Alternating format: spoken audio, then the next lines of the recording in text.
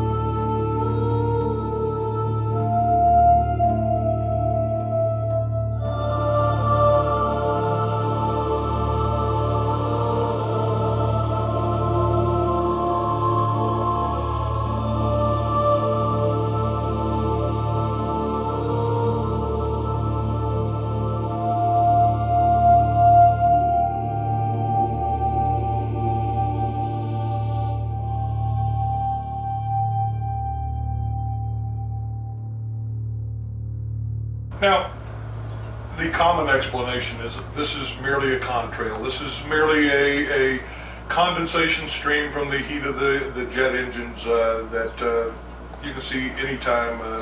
All aircraft do it. At least that's the common explanation. What's wrong with that explanation?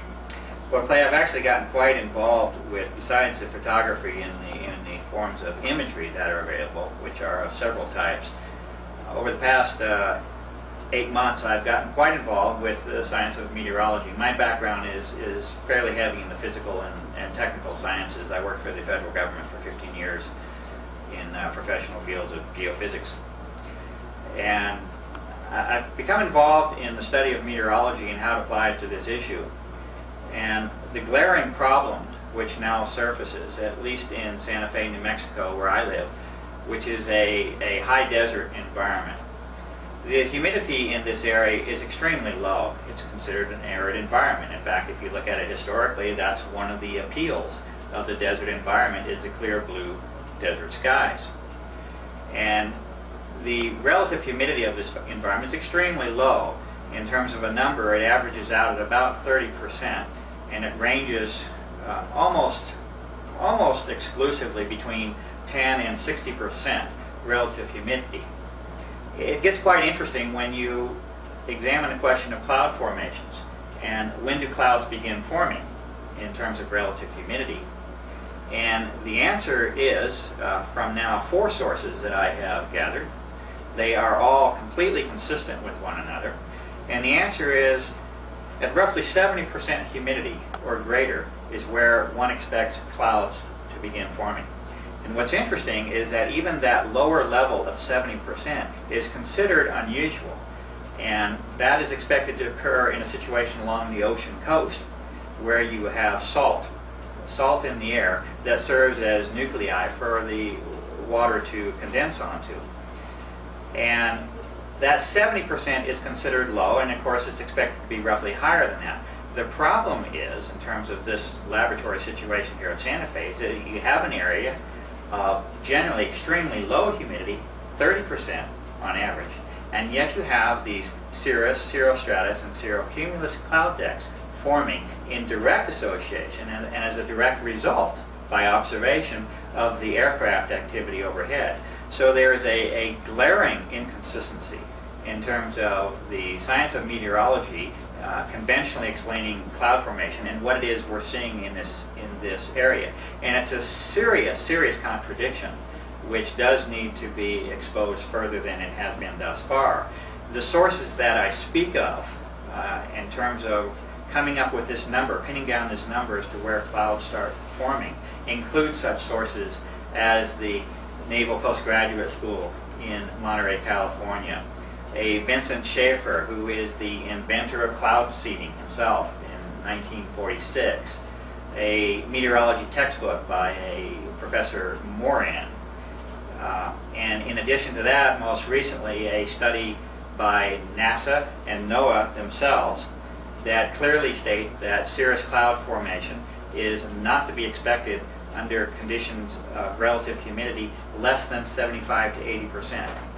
So how it becomes interesting is that if one observes something which is completely out of step, with that which is supported by meteorology, then you need an additional explanation. You need something else in your modeling techniques to explain what it is you're seeing. And if you look into this problem, the most logical conclusion that can be reached to explain this discrepancy would be the introduction of an aerosol particle. There is a tremendous amount of research that is going on. It's available to any of us with sufficient interest of programs of aerosol distribution in the atmosphere. The only logical conclusion that I can reach at this point to explain this variance from the expectation of cloud formation occurring repeatedly over and over and over with these aircraft is the introduction of another component to the modeling process, and the most likely component is the introduction of an aerosol particle. When I described the salt situation on the ocean coast more recently, that's exactly the type of situation which leads to an alteration of the normal events. The problem that we're dealing with is that we're looking at the differences between 30% and 70%.